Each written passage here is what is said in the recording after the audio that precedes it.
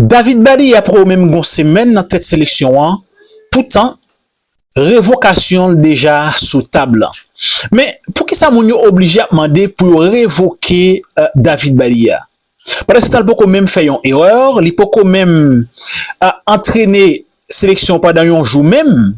C'est tout simplement une nomination qui fait, mais pendant ce temps, en pile l'autre monde et en pile fanatique haïtien du côté nous obligé à le prendre entraîner bidon ça. Pour qui ça c'est lui qui choisit.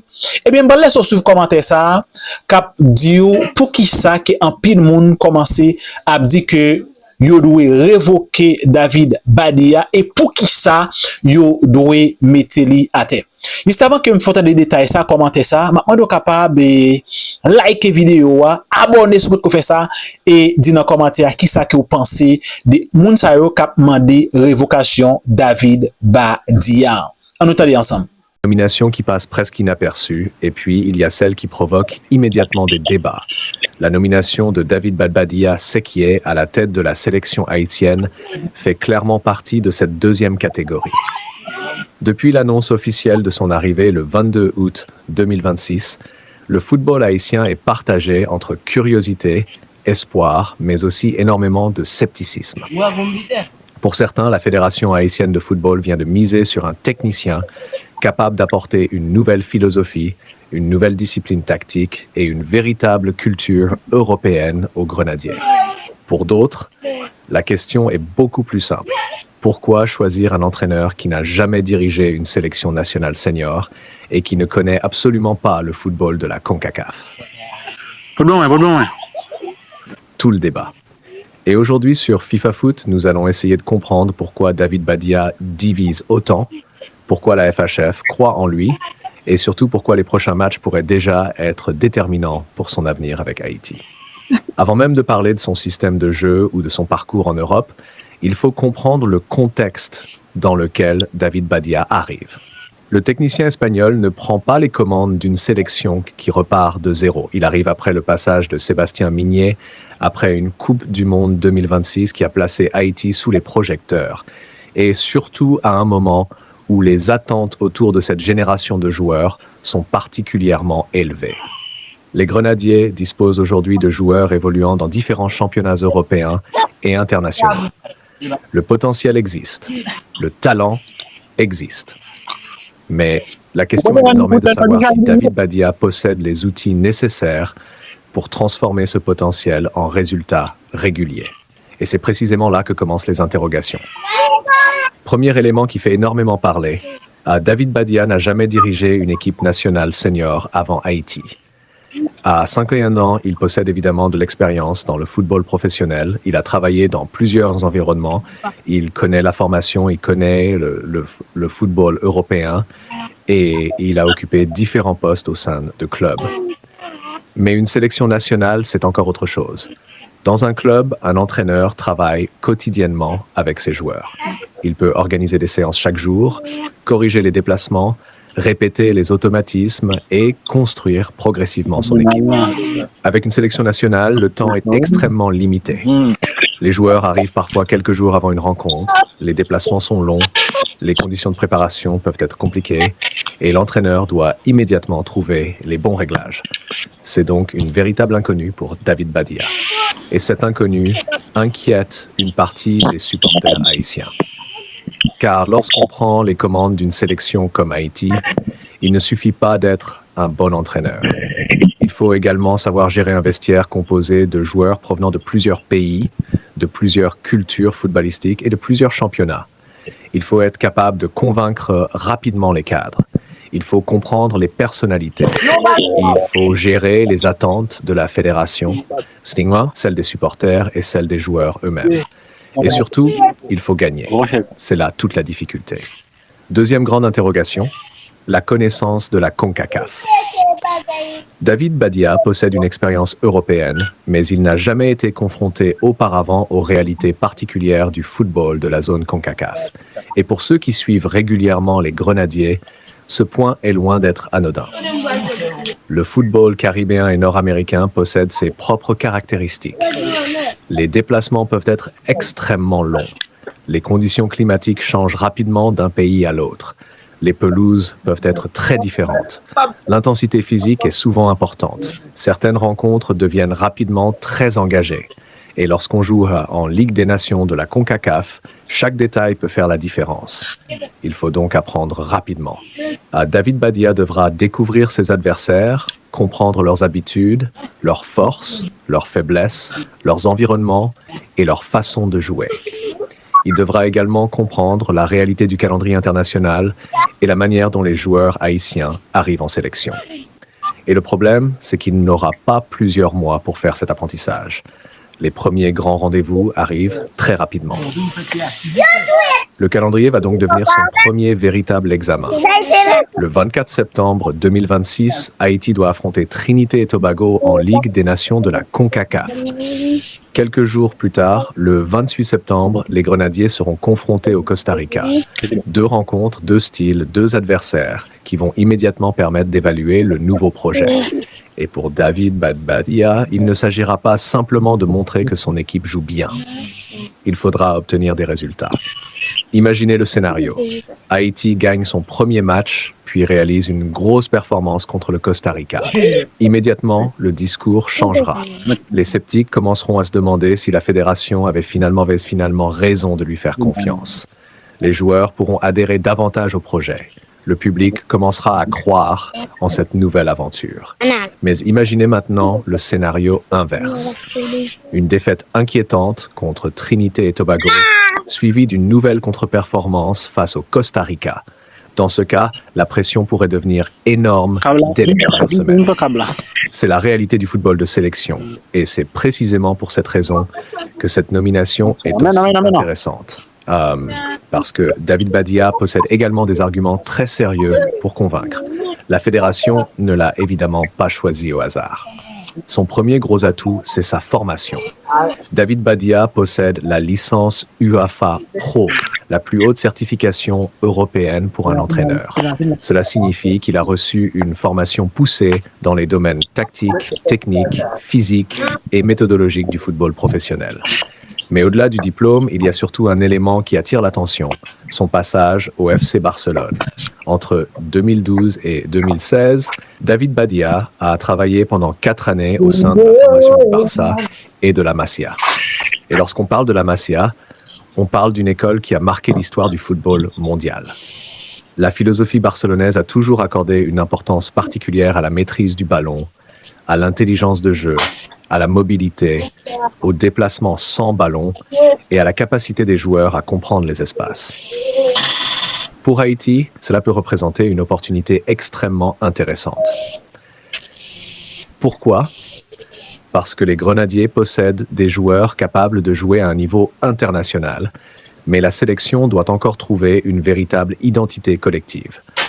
Avoir un entraîneur qui vient d'une école réputée pour son travail tactique et sa formation des jeunes pourrait donc permettre de structurer davantage l'équipe. Mais attention, il ne faut pas tomber dans le piège du raccourci. Travailler au FC Barcelone ne signifie pas automatiquement que David Badia va transformer Haïti en équipe capable de pratiquer le football du Barça. Ce serait beaucoup trop simple. Le véritable enjeu sera de savoir comment il adapte ses idées aux qualités réelles de ses joueurs. Un entraîneur intelligent ne demande pas à son équipe de jouer exactement comme il le souhaite sur le papier. Il construit son système autour des joueurs dont il dispose. Et c'est peut-être justement ce que nous devons observer avec David Badia. Son intelligence tactique, sa capacité d'adaptation, son choix des joueurs, son utilisation des cadres, et surtout sa capacité à créer un collectif. La fédération semble justement miser sur cet aspect. David Badia est présenté comme un technicien capable d'apporter davantage de discipline et de structure au jeu haïtien. Son approche tactique pourrait notamment s'appuyer sur un système en 3-4-3. Et ce choix pourrait complètement modifier la manière dont Haïti évolue sur le terrain. Avec 3 défenseurs centraux, l'équipe peut avoir davantage de sécurité dans l'axe. Les 2 joueurs de couloir peuvent monter très haut pour créer de la largeur. Au milieu, 2 joueurs peuvent assurer l'équilibre pendant que les 3 éléments offensifs cherchent à créer des situations dangereuses. Sur le papier, c'est séduisant. Mais encore une fois, le football ne se joue pas sur le papier. Le 3-4-3 demande énormément de discipline. Les joueurs de couloir doivent être capables de défendre et d'attaquer pendant 90 minutes. Les défenseurs centraux doivent être suffisamment rapides pour gérer les espaces. Les milieux doivent savoir quand presser, quand temporiser et quand couvrir. Et surtout, les transitions doivent être parfaitement maîtrisées.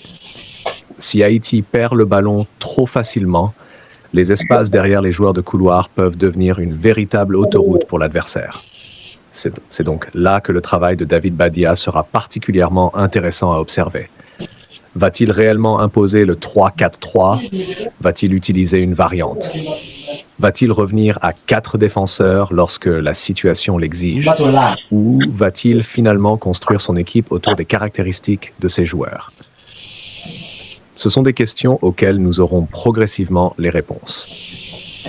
Mais il existe une autre interrogation encore plus importante: l'autorité.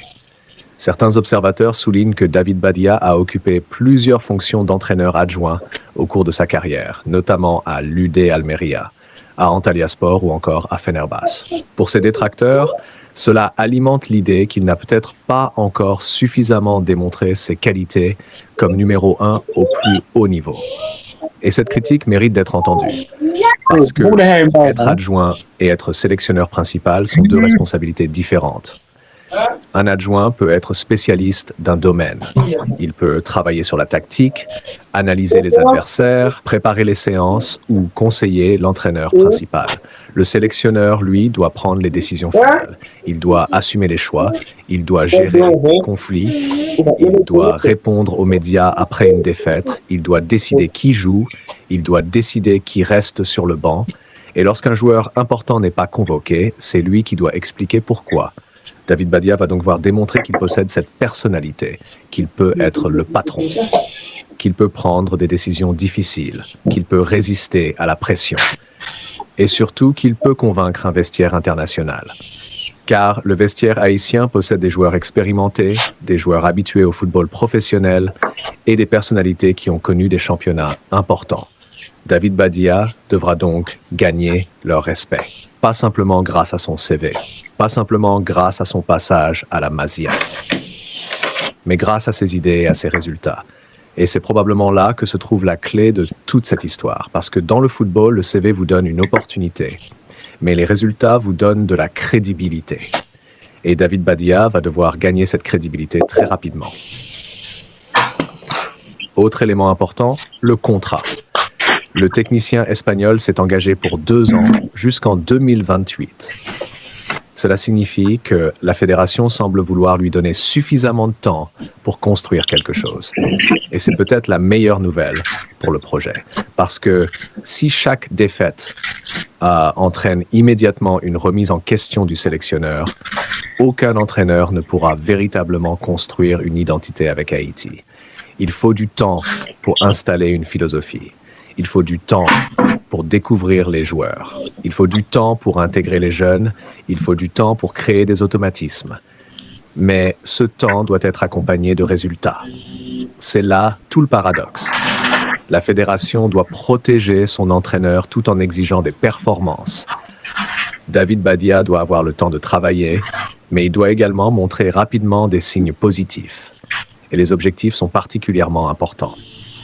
La première grande mission sera la Ligue des Nations de la CONCACAF. Cette compétition sera le laboratoire du nouveau projet. Haïti devra notamment affronter Trinité et Tobago et le Costa Rica. Mais au-delà des résultats immédiats, l'objectif est également de préparer la suite. La Gold Cup 2027 représente une autre étape majeure. Puis évidemment, il y aura l'ambition de construire une équipe capable de regarder vers la Coupe du Monde 2030. Et c'est probablement là que la fédération veut voir le véritable impact de David Badia. Pas uniquement une victoire ou une défaite, mais une progression, une identité, une génération qui avance, un groupe qui devient plus compétitif, et surtout une sélection qui possède une véritable vision à long terme. Parce que le football haïtien a besoin de plus qu'un simple changement d'entraîneur. Il a besoin d'un projet. Et c'est justement ce projet que David Badia doit maintenant incarner. La question que tout le monde se pose est donc la suivante. Est-ce que la FHF a fait le bon choix? La réponse aujourd'hui est impossible à donner. Dire que David Badia va réussir serait prématuré. Dire qu'il va échouer le serait tout autant. Son manque d'expérience internationale est une réalité. Son manque de connaissance de la CONCACAF est une réalité. Ses expériences comme adjoint sont une réalité. Mais sa formation UEFA Pro est également une réalité. Son passage à la Masia est une réalité. Son expérience dans plusieurs environnements européens est une réalité. Et sa volonté de construire une équipe organisée est également un élément à prendre en compte. Finalement, le débat ne devrait peut-être pas être « David Badia est-il le meilleur entraîneur possible pour Haïti ?» La véritable question devrait être « David Badia est-il capable de devenir le meilleur entraîneur possible pour cette génération haïtienne ?» Et ça, seul le terrain pourra nous le dire. Car dans quelques semaines, les débats théoriques vont disparaître. Les conférences de presse vont disparaître. Les CV vont disparaître. Les diplômes vont disparaître.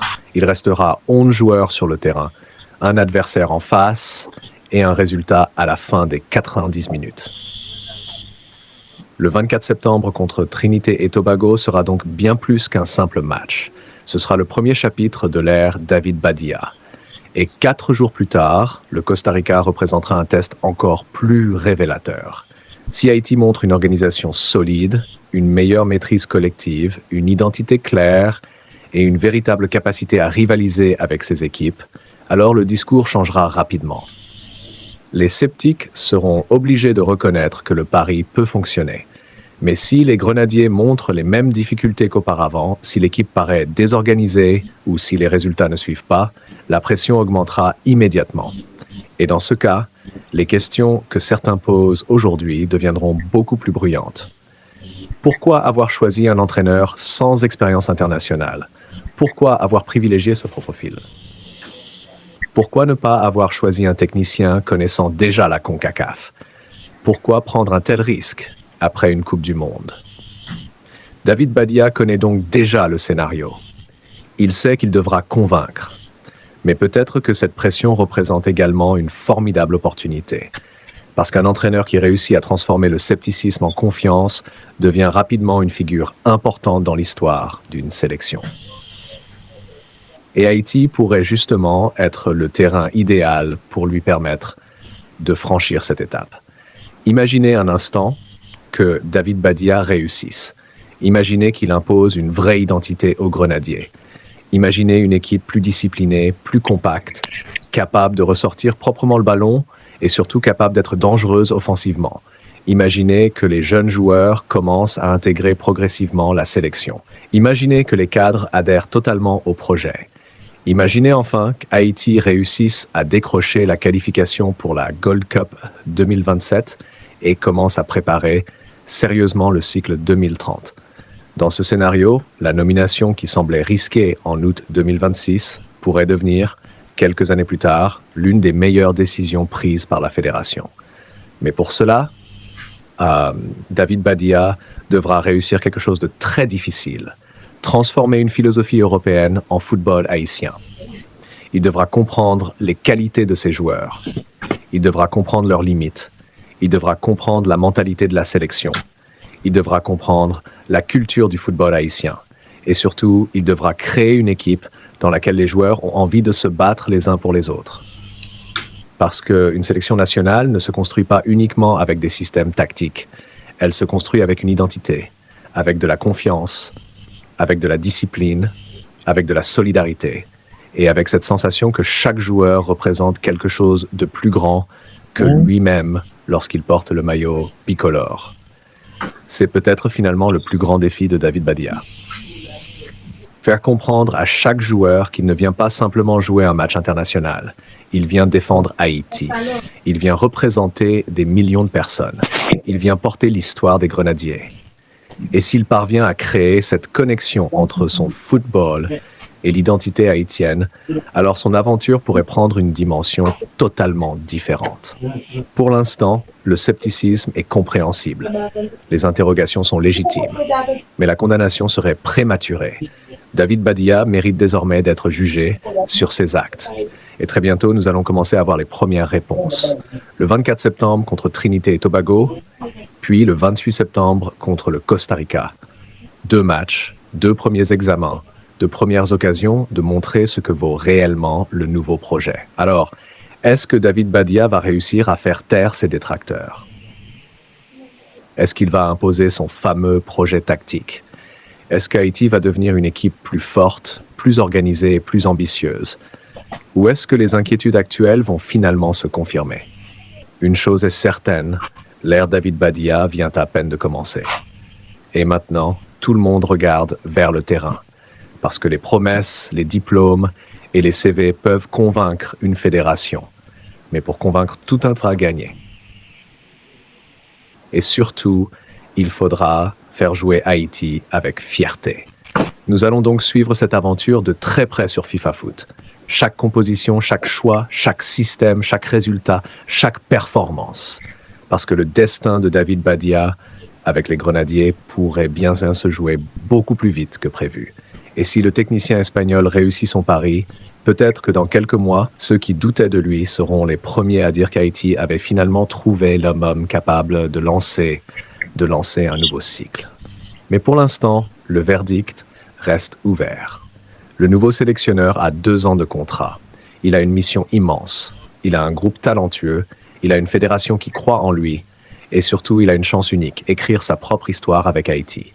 La balle est désormais dans son camp. Et rendez-vous sur le terrain.